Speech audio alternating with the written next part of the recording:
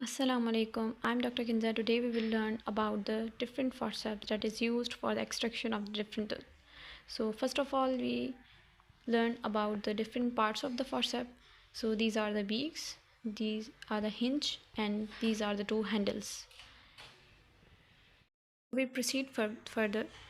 तो सबसे पहले ये है, ये मेन चीज़ है, आपको सबसे पहले आर्च का पता होना चाहिए, अपर और लोअर आर्च के कौन से फॉर्सेप्स होते हैं। अपर और लोअर आर्च के फॉर्सेप्स में जो बीक्स और हैंडल दोनों का जो एंगल होता है वो पैरेलल होता है, ठीक है। इन दोनों के बीच में क्या होगा, ये दोनों एक दूसरे के पैरेलल होंगे, बीक्स और हैंडल्स। इट मीन्स ये अपर आर्च के फॉर्सेप्स हैं। और जब भी हम लोअर आर्च के फॉर्सेप्स की बात करेंगे तो लोअर आर्च के फॉर्सेप्स हमेशा बीक्स और हैंडल्स अपर्स में 90 डिग्री का एंगल बनाएंगे। जैसे कि आप देख रहे हैं, these are the beaks and these are the handles, ठीक है। इनका क्या है, इन्हें आर्च में ऐसे इंगेज करना है। These are the forceps of the lower arch, ठीक है। तो जैसे इन्हें लोअर आर्च में इंगेज करना है तो इनके ऐसे रखने से आपको अंदाज़ा हो जाएगा, या फिर आप बस ये चीज़ याद रखें कि इनका एंगल क्या होना चाहिए, 90। तो पैरेलल कौन से हुए, अपर आर्च के, और लोअर आर्च के कौन से, 90 डिग्री पर। तो सबसे पहले हम अपर आर्च से स्टार्ट करते हैं। तो अपर आर्च में बेसिकली हमें कैसे पता लगेगा कि कौन से टूथ के लिए कौन सा फॉर्सेप यूज़ करना है, हमें बीक्स से पता लगता है।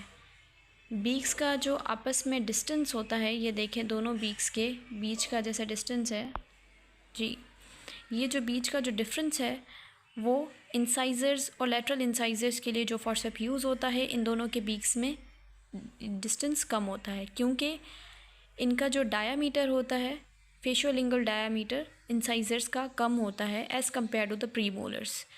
तो प्रीमोलर्स की बीक्स क्या होंगी, प्रीमोलर की बीक्स मोर वाइडर होंगी, ठीक है। इन दोनों में क्या हो गया, डिस्टेंस ज़्यादा होगा। हाँ, कंपैरेटिवली देख सकते हैं कि इस फॉर्सेप की बीक्स के बीच का डिस्टेंस कितना है और इस फॉर्सेप के बीक के बीच में डिस्टेंस कितना है।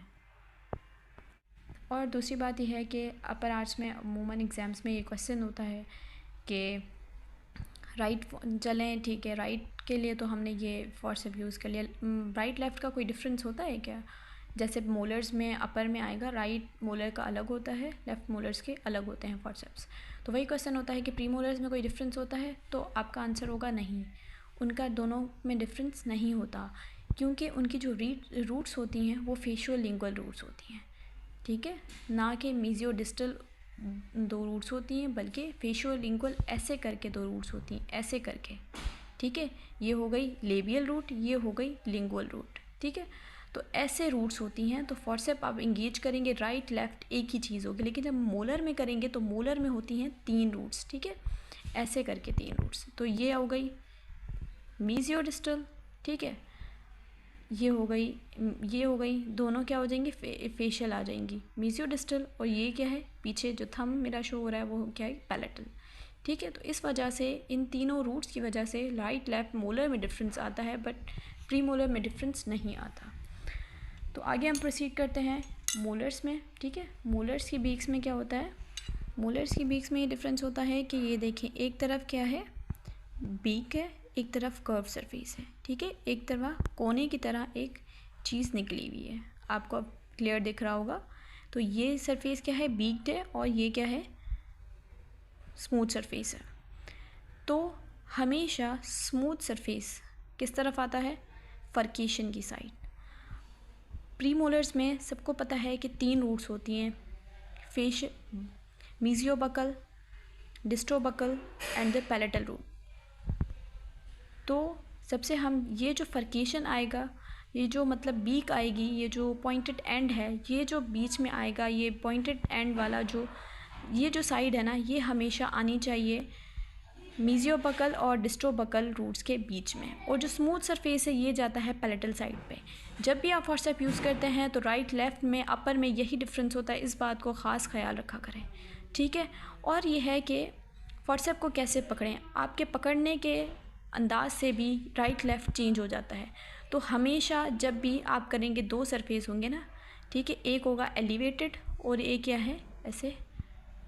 अब देखें डिफरेंस है, ये क्या है, एलिवेटेड है, ये ऐसे कर्व्ड है, ठीक है, कॉन्वेक्स सरफेस है। तो जब भी आप हैंडल करते हैं फॉर्सेप को तो यूँ करते हैं, ठीक है, कॉन्वेक्स सरफेस नीचे जाता है, तो ऐसे आप हैंडल करें फॉर्सेप को। ये चीज़, ये जो हिंज आ रहा है ये आपके साइड होना चाहिए। आप ऐसे पकड़ के फॉर्सेप को देखें और देखें कि बीक्स किस तरफ आ रही हैं। बीक्स अगर इस तरफ आ रही हैं, इस तरफ पैलेटल रूट आ रही है, तो इट मीन्स ये राइट मैक्सिलरी मोलर्स का फॉर्सेप है, ठीक है। वैसे ही हम जाएंगे लेफ़्ट मैक्सिलरी फॉर्सेप पे। तो ये हो गया लेफ़्ट मैक्सिलरी फॉर्सेप, ठीक है। जैसे मैंने बोला था हिंज साइड आपकी तरफ फेस करनी चाहिए, ठीक है। ये चीज़ आपको फेस करनी चाहिए, आपकी तरफ है, कॉन्वेक्स से आपने फॉर्सेप को पकड़ लिया।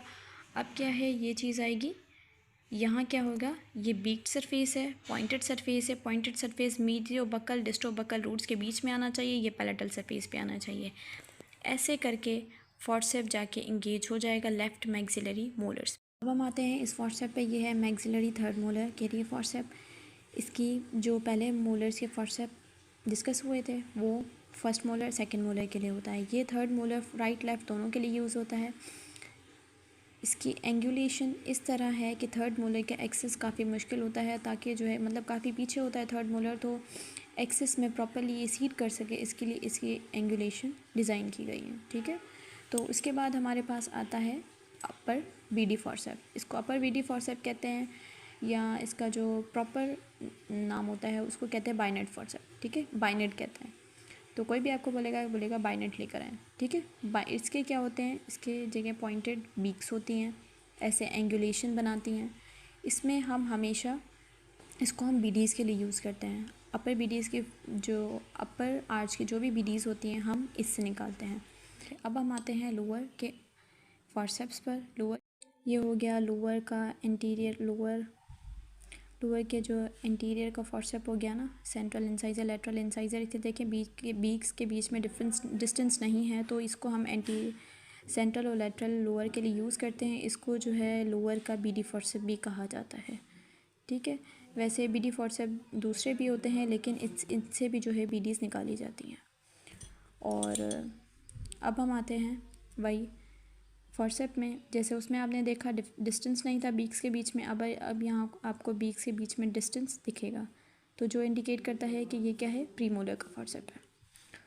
अब हम आते हैं मोलर्स में। जैसे कि मोलर्स में फर्केशन की जगह पर क्या होता है, हमेशा पॉइंटेड एंड होता है बीक में, ओके। तो ये देखें यहाँ पे भी पॉइंट्स हैं, पॉइंटेड एंड है, ये भी पॉइंटेड एंड है। जबकि मैक्सिलरी में क्या था, एक सरफेस स्मूथ था, एक जगह पॉइंटेड एंड था। पॉइंटेड एंड कहाँ जाता था, दो रूट्स के बीच में। तो हम ये एनाटमी याद करें तो मैंडिबुलर मोलर्स के पास होती ही दो रूट्स हैं, तो दोनों तरफ हमें फर्केशन मिलेगा। तो ये पॉइंटेड एंड जाके फर्केशन में, ये पॉइंटेड एंड जाके पीछे से लिंगुअल साइड पे कहाँ जाएगा, उधर फर्केशन में, ठीक है। तो हमें ये चीज़ अपने जहन में रखनी है कि फर्केशन, इसमें दो रूट्स हैं, तो इसमें दोनों तरफ क्या होंगी और पॉइंटेड एंड्स होंगे बीक्स पे। और ये राइट लेफ़्ट के लिए सेम होता है, क्योंकि इसमें एनाटमी सेम है, तो कोई डिफरेंस नहीं है। अब हम आते हैं थर्ड मोलर के फॉर्सेप पर, ठीक है। इसका जो थर्ड मोलर का फॉर्सेप होता है यू डिज़ाइन किया गया है, ठीक है। ये लोअर थर्ड मोलर फॉर्सेप है, इसको यूं करके यूं इंगेज किया जाता है। और ये चीज़ बात हमेशा रखिएगा, बाइनेट और लोअर थर्ड मोलर फॉर्सेप में कभी भी कंफ्यूज नहीं होना आपने, ठीक है। लोअर थर्ड मोलर के बीक्स देखें पतली पतली नहीं होती, जबकि बाइनेट या अपर बीडी फॉर्सेप की जो बीक्स हैं वो बहुत ही पतली पतली होती हैं। और कहाँ पे भी, यहाँ पे भी कहीं 90 डिग्री एंगल नहीं बन रहा होता, लेकिन यहाँ अगर आप देखेंगे तो बीक्स और हैंडल के बीच में एक 90 डिग्री एंगल बनेगा। So that's all for today. I hope कि आपको क्लियर हो गया होगा कि कौन सा फॉर्सेप कौन सा तुद के लिए यूज़ होता है। For further videos kindly hit the like and the subscribe button. Thank you.